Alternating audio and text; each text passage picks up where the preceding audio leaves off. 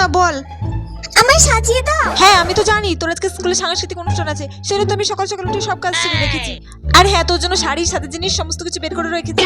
মা শোনো না, তুমি আমাকে আজকে একটা বড় করে খোপা করে দেবা আর ফুল দিয়ে দেবা, ঠিক আছে? হ্যাঁ রে বাবা চল এবার তোকে সাজিয়ে দিই। তুই ঠিক করে নাচতে পারবি তো মা স্টেজে? হ্যাঁ হ্যাঁ মা, আমার নাচের সব স্টেপ ভালো করে মনে আছে। আমি খুব সুন্দর করে নাচ করব, তুমি দেখো। কি জানি তুই স্টেজে গিয়ে কি করবি। ঠিক আছে চল শোনো মা, তোকে এবার সাজিয়ে দিই। হ্যাঁ তাড়াতাড়ি আমাকে সাজিয়ে দাও।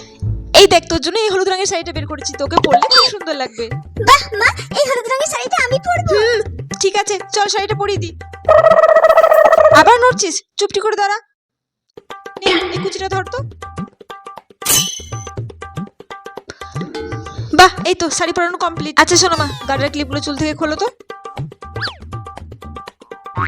উফ এবার চুপটি করে দাঁড়াও, আমি তোমার চুলটা বেঁধে দিই। আয়নাতে দেখে আসবো? না এখন আয়না দেখতে যেতে হবে না, আমি তোমাকে সাজিয়ে দিই, তারপর তুমি গিয়ে আয়না দেখে আসবে, ঠিক আছে?